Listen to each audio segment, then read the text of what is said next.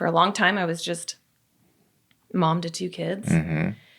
And then come, what year was it? 2007? I think it was 2007 was when I found out that my kids had a genetic kidney disease. So Maddox, he was about a year and a half, maybe about 18 months old.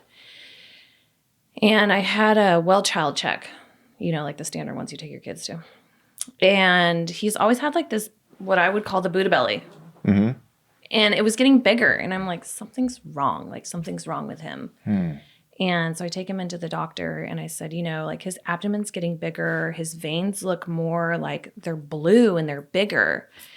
And they were like, oh, kids at this age, like their body parts kind of grow at different rates. He'll just grow into himself. And I'm like, no. So your instinct was saying otherwise. Yeah. Yeah. I'm like, it's important to listen to that. Yeah, for sure. It is really important. Sometimes it's easier to hear it. And, it's loud. It's like, something's up. And other times it's like, wait, am I being paranoid? Is this anxiety? And the worst is when something is up. And then every other time when you ask yourself if you're being paranoid, you're like, but maybe I'm not. Because I was right on this one and it was a massive thing to be. So, yeah, I feel you on that. Yeah, right? So the doc said. So the veins and the tummy big belly, veins. That was about it. Like he didn't have any other symptoms or signs of anything. I told the doctor, I said, I'm not happy with that. Like that's not sitting right with me. Here I am, I'm like 21, maybe 22 at the time. Basically a kid, raising kids. In this new environment of like, I have this person, that I have to make sure is okay. That's so crazy. Yeah. And so they said, okay, we'll do an x-ray. So we did an x-ray the next day, or actually that day right after the appointment, and came back. He had a big liver, huge spleen, and his kidneys were enlarged. And so they called me and they were like, you need to go get his labs done. So, told me what they saw on the x-ray. And so I go get his labs done. And he had low white, low platelets, low red cells. And they were like, this looks like textbook leukemia. And I, was like, okay, this is over the phone, which you should have don't ever call patients and tell them news over the phone. Or just send a scan over. Or I'm not sure. It could be like, So we did a bone marrow biopsy the following day to have his cells checked. Came back inconclusive. They sent it to the Mayo Clinic. And so I sat with him through that, the bone marrow biopsy. And then he got a fever the following day. And his white count was so low that they had told me after that appointment, if he gets a fever, bring him in right away because we need to give him antibiotics. And so no white blood cells, like you can't fight an infection. That's what, okay. So yeah, I learned that his neutrophils were very low. He's neutropenic is the word for it. And so he got a fever. And so I brought him in and he just kept being sick, like worse and worse, very lethargic. They were having to give him blood transfusions and they were like, we don't know what's wrong. Like, we don't know. We saw every specialist. We were there for like 2 or 3 weeks. And we were getting ready to move him to another hospital. We were at Kaiser before Roseville was built. It was on Morse. And they were like, we're just kind of stumped. We think that it could be a rare childhood cancer that we just don't have literature on. So, of course, panic sets in. Oh, that's understatement. I'm so sorry. Yeah. And so then the way we came to find out, it was kind of funny, actually. I was watching a lot of House. Remember the show House? Yeah, okay. I sure do. He was great. Bring him in on this case. Yeah. I was watching one of the episodes and they were trying to figure out a patient, like what was wrong with him. Well, they were looking at all the symptoms under one umbrella, like all these symptoms mean this one thing. And they were getting it wrong because they had 2 things happening at the same time. And some symptoms were in this category for this thing, and some symptoms were over here.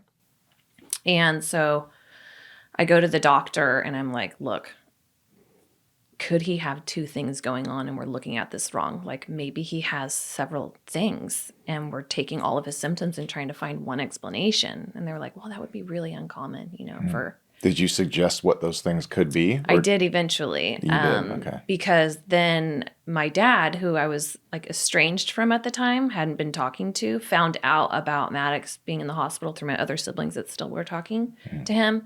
And he had a nurse friend that heard as well and was like, these symptoms seem like PKD, which is polycystic kidney disease. Nurses are the shit. I know, right? They really are. They have a different type of instinct than any other healthcare worker. Yeah. Sorry, continue. No, for sure. I love them. They're too. fantastic. Like, Me too. They get you through some of the toughest, darkest moments. Dude, unbelievable. Yeah, I don't think they get enough credit. No, they don't. They definitely don't. So she suggested PKD. She did, yeah. Incredible. And then it came back to me. And so when I went to the doctor, I said, we need to look at PKD and something else. And so they were like, the chances of that are super slim. And I'm like, dude, we are here, okay? The chances of me being here in this situation are pretty rare. Yeah. So let's not throw that out like, oh. Yeah. It's too rare to check into. Yeah. Mm-hmm. So they check into it, comes back, yes, they have PKD, or he has PKD, and he also had an infection, which was why his numbers were funky. Oh, wow. So at least we can treat the infection, right? Yeah. Help him feel better? Yeah. So they just stabilized his blood pressure, got him on Lasix to try to get the water off. At least we had a diagnosis and we could do something about it. It's supportive care until renal failure, which is kidney failure. And then they're like, this is genetic. So you need to have your daughter tested. They definitively found out it was genetic? Yeah, well, they knew because it's ARPKD, which is autosomal recessive polycystic kidney disease. So recessive, passed down from both parents. We had zero family history of it on both sides. So we just happened to link up together, have the same genetic mutation, and pass it down to not one of our kids, but then come to find the other one has it too. And I decided that when I found out Maddox had PKD, that my marriage was no longer going to work. I knew it was on the rocks, and life took a 180, and that relationship wasn't thriving. And so I decided to ask for a divorce the day before I found out my oldest had the condition as well. So that year was like, damn, that was a doozy. No kidding. Especially at such a young age, And you were 21 when all this was? I think I was 22. I think I was 22 at that time. That's so crazy. Our brains aren't even done at 22. I know. Man. And I just knew, though, I knew because I had so much I needed to invest in my kids now and learn all about their health, figure out how to support them. The prognosis at that point was Maddox would probably have a transplant when he was 5 or 6. And, he went on a feeding tube. We eventually had surgery for a G tube. So he was getting liquid meds and liquid feedings and on the pump. And my older one, she was less symptomatic. So he took up a lot of, my time and care and energy. And then, before you know it, 5 came, 6 came, still stable. The doctors were shocked that he was hanging on as long as he was. His function was stable. Hanging on to the kidney? Yeah. Wow. Yeah. Because they were at the rate he's at, he will eventually get to hear about this age. And so he just got transplanted at 17. Wow. So we just kept going with it. And what do you think it was? What did you do to I think what it was, nothing that I did. I just think they were wrong. They're not always right. No. They're They're humans. Yes. And they don't know everything. And they definitely don't know your individual kid. Right. And they don't understand the nuances of behavioral changes if something's wrong and following the parental gut instinct and things like that. Oh, yeah. I had several doctors looking at me sideways okay, kid. you know? Yeah. Right. And so that, when my son got diagnosed, that was a huge turning point for me with my personality. You know, I've always been the person who's like, I don't really care what you think of me, but I've been timid and like reserved. It comes out, you know, when I feel called to. Like when I was younger, if I felt brave enough, then I would be like, I don't care.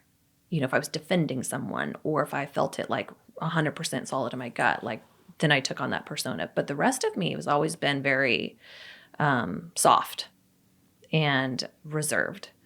So when I got thrown into this world of like all of these head honcho doctors and people running programs, and like, you know, they're 40 or 50, 60, and, you know, they're doctors.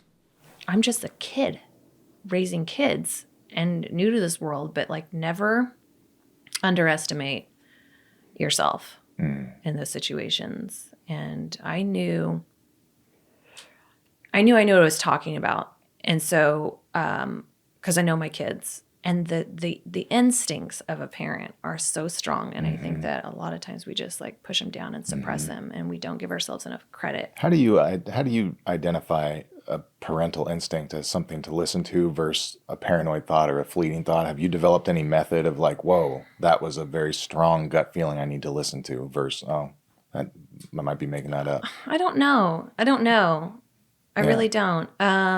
It's tough. I mean, it is hard. It's hard. And it's also hard. Like, then you throw trauma into the mix. You're like, no kidding. am I thinking about something and this is from my trauma? Or is this like the voice I should be listening to that's like leading me in the direction of like where I need to go? But I often feel like when it's instinctual, there's just a knowing. You know, like I just know.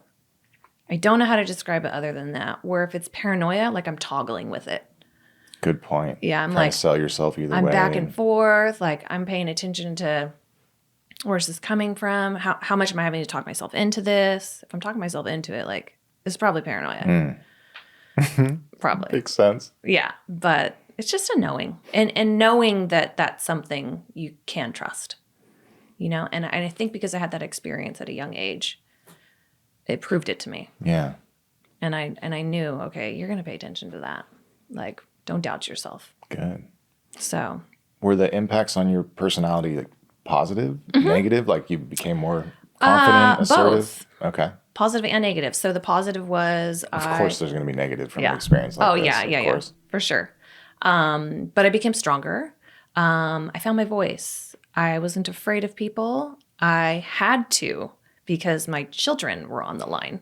It's not about me. Like I can't even think about how I'm going to feel about it. If I encounter a doctor, or let's just even a lab tech or something that like isn't like testing for the right thing, or doesn't seem to be giving enough energy or focus onto my child as a patient, I've fired doctors and nurses several times for nothing personal other than I want the best for my kid, and I paid attention to the instinct, and they're not invested, and someone else is out there for them.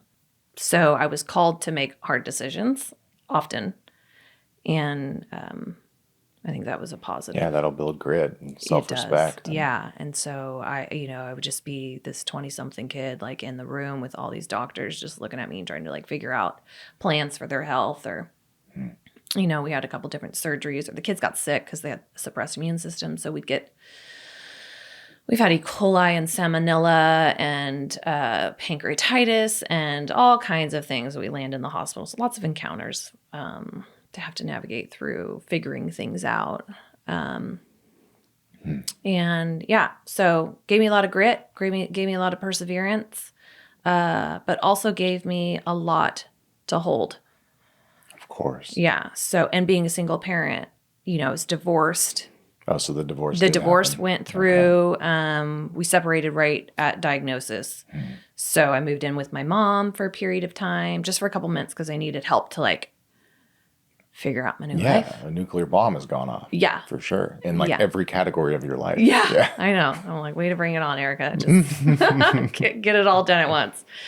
So yeah, I moved in with her, and then I moved into an apartment and started just kind of navigating the whole thing. How did you educate yourself on that? Like, because I know what that's like now, and people can become experts on their own at stuff that would take people a long time in school when the when the situation is dire and calls for it. Yeah. What did you do? Was it Google or was it books or A talking little to bit, people? yeah. I mean, like, your kids are your only patient, right? So you can focus all your time on that if you have time.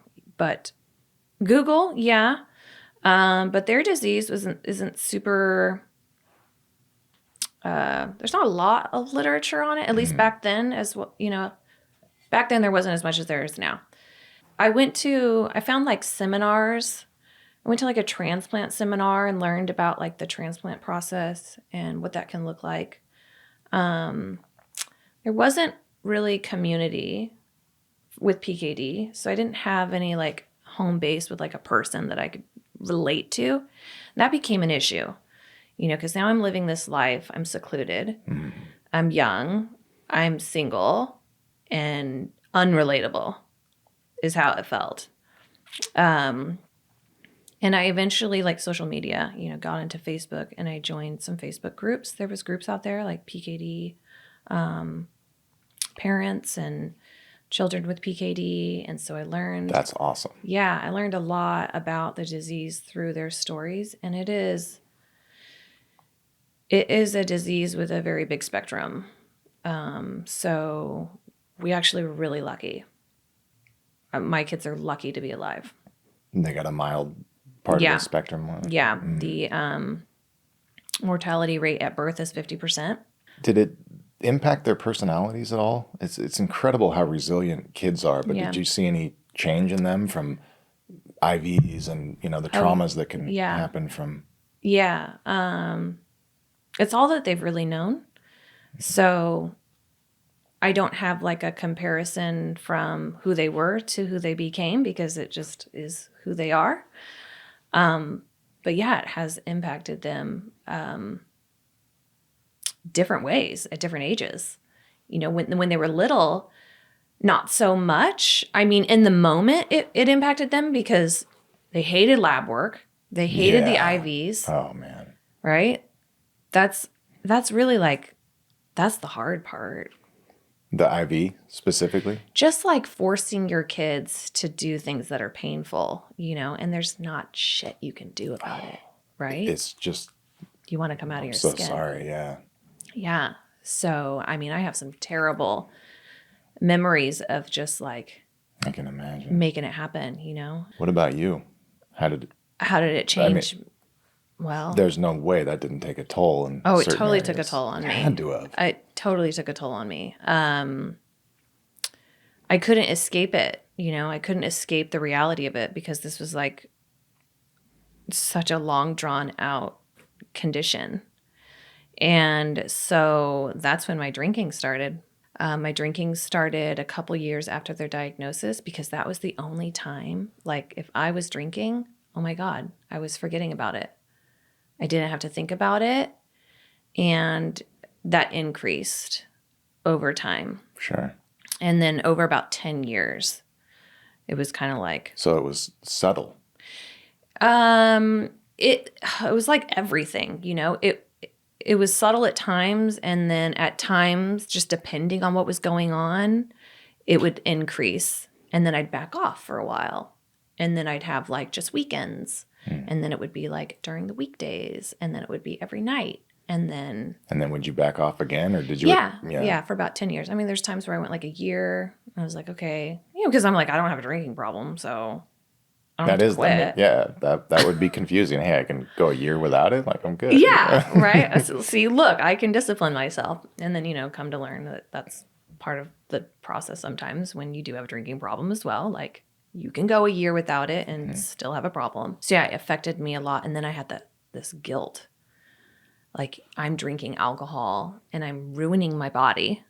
And I have 2 children that I'm doing everything I can to save their bodies and to keep them healthy. And I'm over here destroying it. Like, that brought on a lot of guilt and a lot of shame. Because I knew, like, specifically, like, your liver and your kidneys from drinking. And so I'm like, what are you doing? And then that would just like then I'd have to try to get away from that. I'm trying to get away from that thought. So the drinking got quite out of hand. Wow. And, you know, when you're in addiction, you're neglecting family. I'm neglecting my kids, making, you know, terrible choices.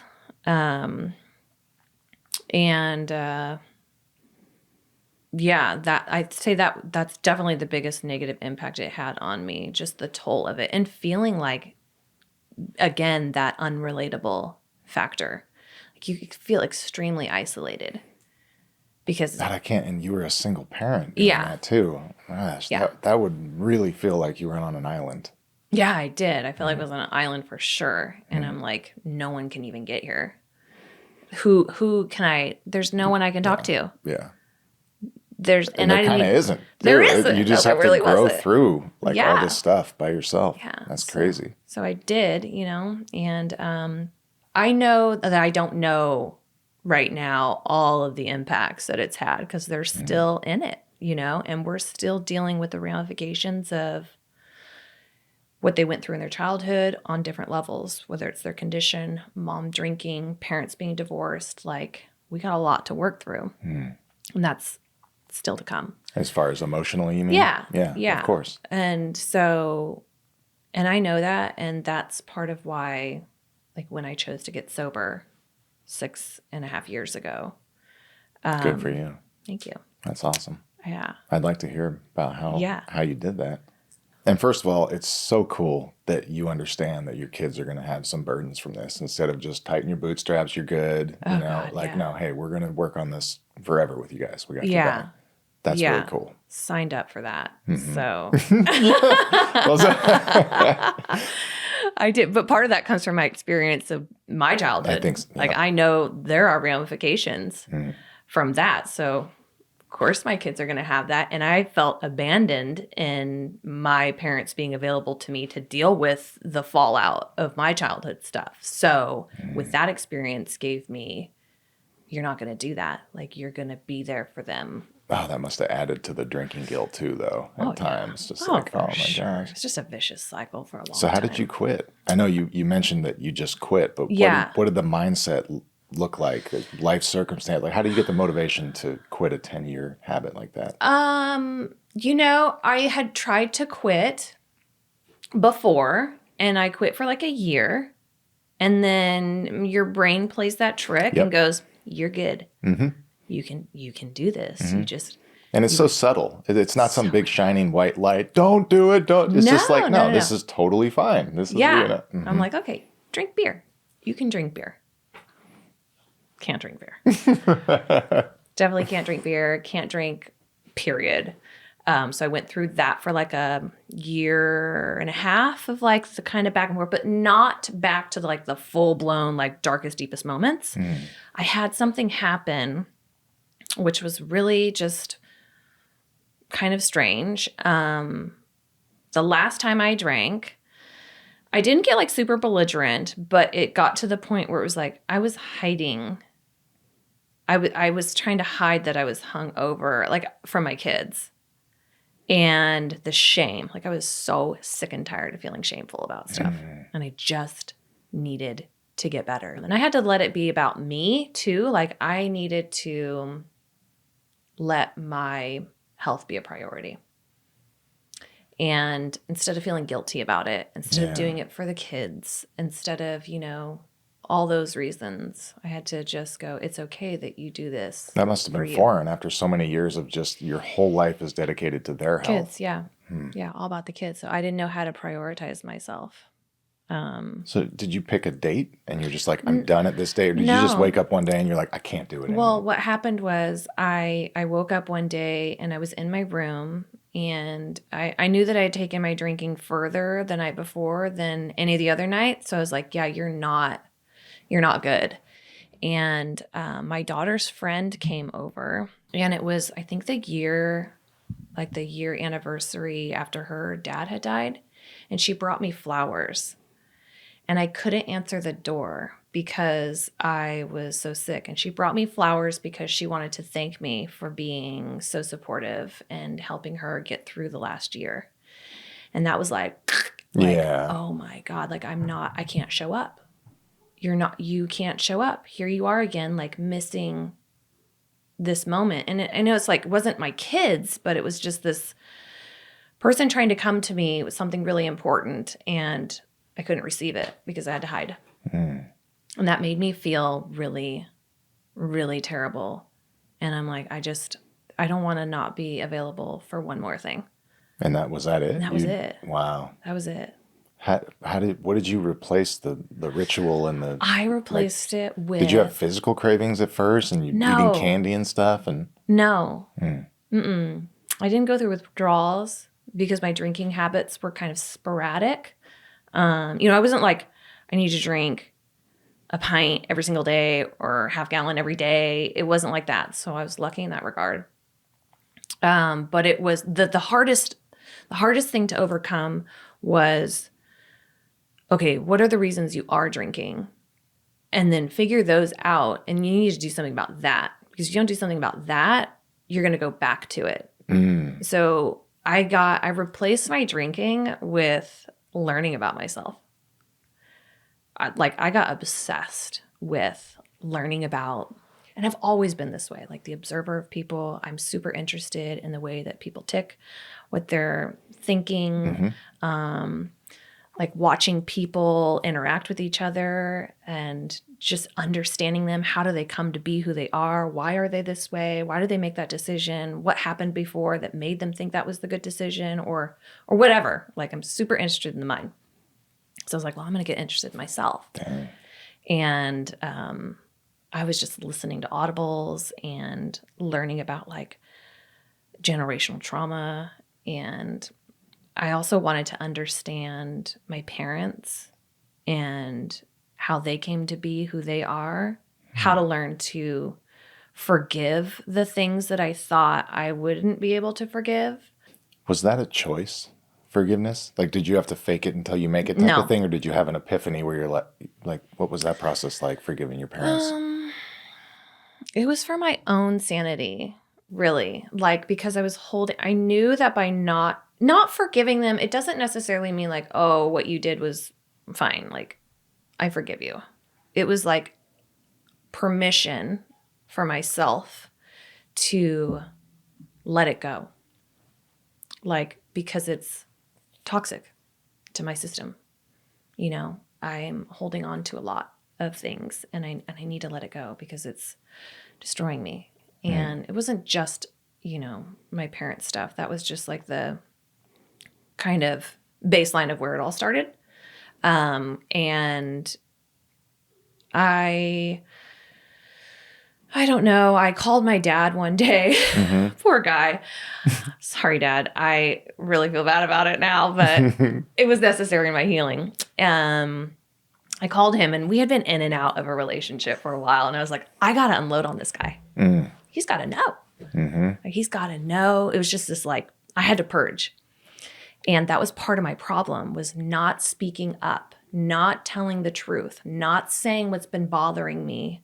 Afraid that I'm going to rock the boat with my mom because, she's in a fragile state and she's going through a lot. And like, I need to be her strong support person, but I got to tell her how that felt. Like, that was too much. This is way too much of a burden to carry. So I called my dad up, and I'm like, he thought, oh, my daughter's calling me. He's all excited. And I was like, oh God, Dad. I just kind of laid into him about like the ramifications of our relationship and how it's impacted me and my relationships and how I feel about myself. And I just gave it to him. And he was great about it. Wow. He was great about it. That's awesome. He was like, thank you for telling me. And I'm really sorry. Do you want to go to therapy together? Wow. Which was huge for him. I didn't want to go. But I was like a little bit shocked that was his response. And so I said, no, I don't want to go to therapy with you. I don't know what I want to do. I just need to tell you all that. Yeah. And I don't know when I'm going to talk to you again. I got to go. And I just hung up the phone. And Amazing. Yeah, but it was good. I needed it. It was part of the process of releasing all this pent up. Yeah. Yeah. Shit. That sounds like you were kind of a stuffer of emotions for a long time. Yeah. And that can cause physical harm. Oh, yeah. Yeah. Yeah. And I learned about that, like, trauma in the body and suppressing emotions and how it manifests in our body and the inflammation. And I just wanted to get well in every way that I could and take charge. And so I, did that kind of with my mom too. And we were speaking more often, obviously, than my dad and I at that time. And so I had more opportunity to kind of talk to her. And I had to put up boundaries. I had to learn a new way of living. I had to be a different person. In what ways? I just wasn't so available to other people's things. I needed to spend time on dealing with my own stuff because I can often get into the mode of like, how can I help you? Makes sense. You had to spend so many years there. Yeah. And like, I'm a good listener.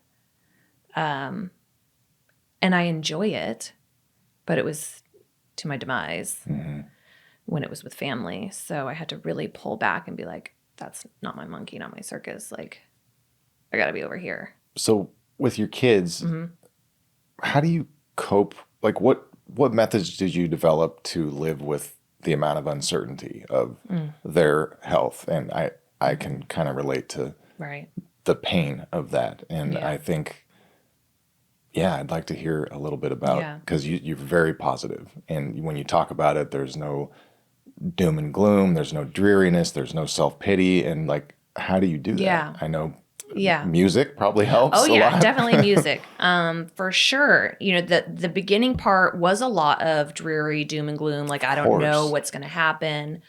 But eventually you have to surrender, which is a really, really hard thing to do. But it's like, if you're going to survive, surrendering, just being in control of it, like surrendering, knowing that you can't, that I don't know what tomorrow is. I don't know what next month is. I don't know what that's going to look like.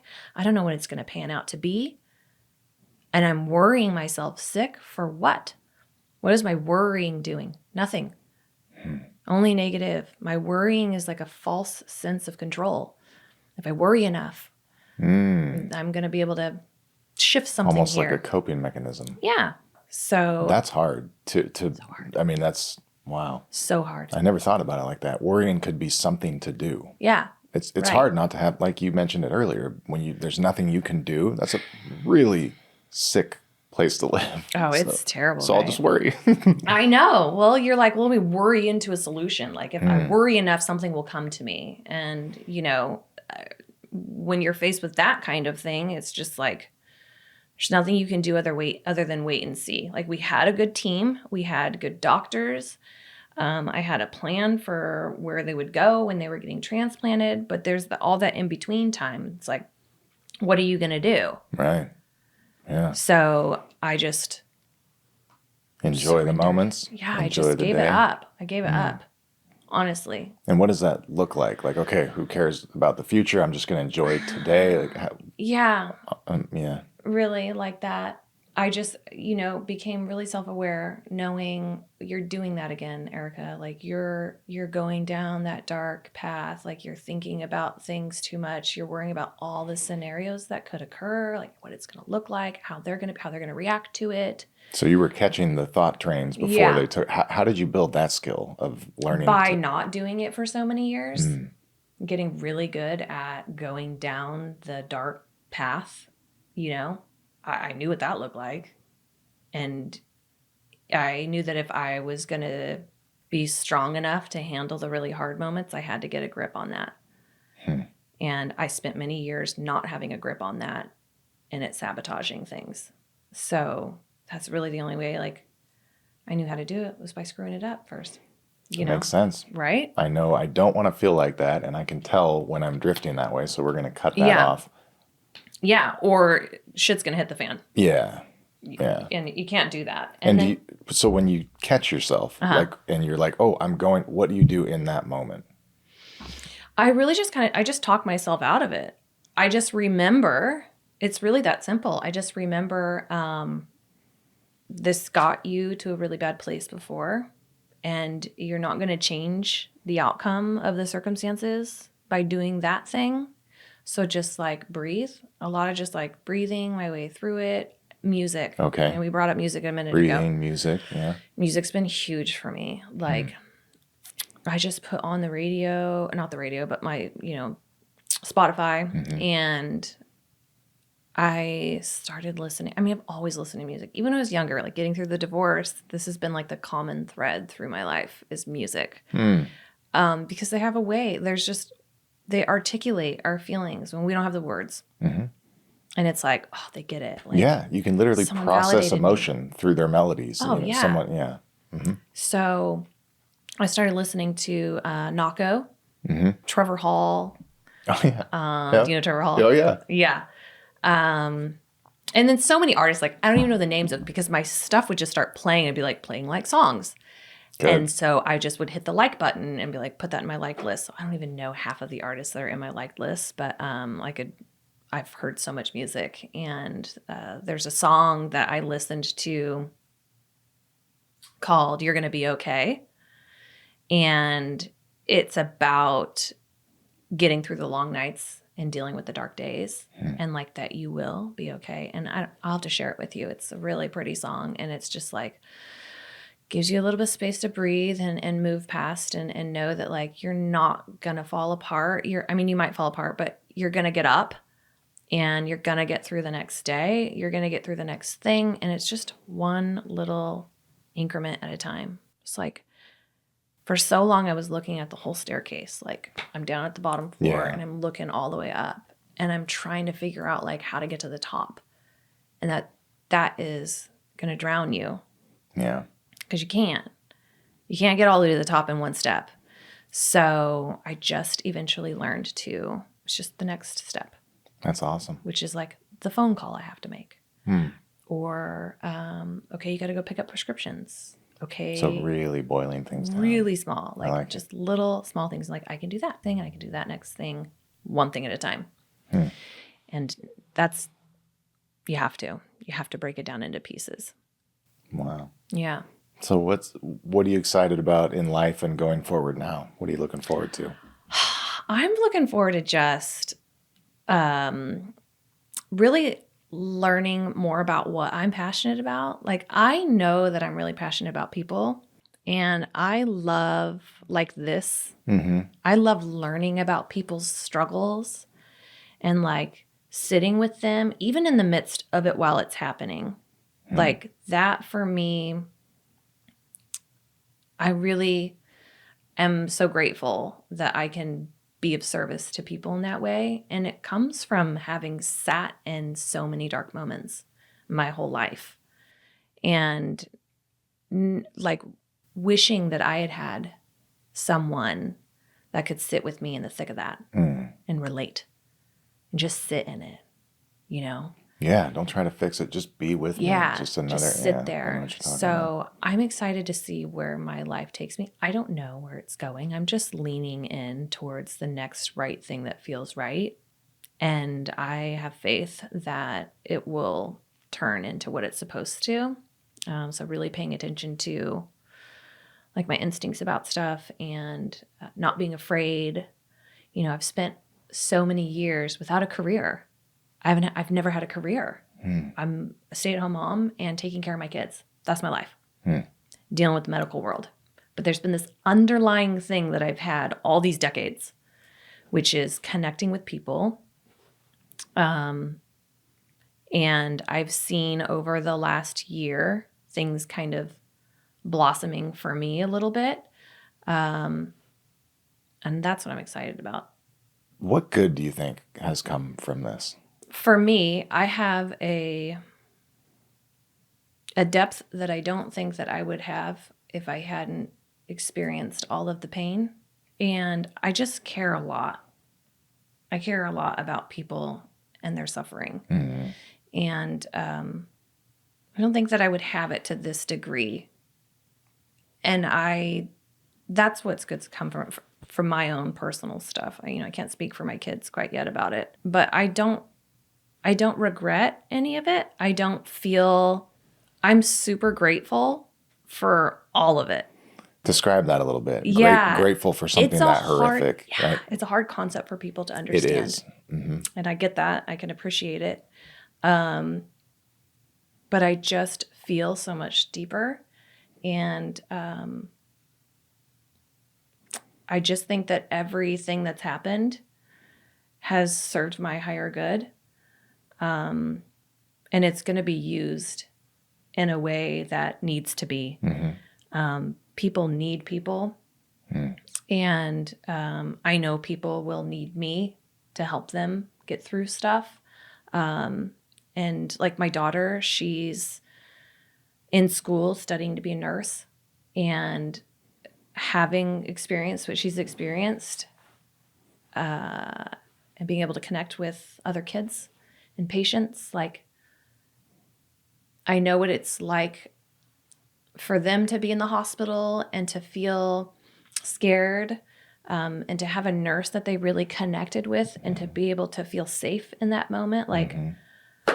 you know, it's just, to say it's important is an understatement. Mm-hmm. Like, it's about getting them through all those hard moments in the hospital. And so for her to be able to take her experiences, her nuggets of like wisdom, and be able to take that into her adult years and be that for a child, like, it's just about feeding each other, you know? Like how can I use all of this pain and suffering and turn it into something good, mm-hmm.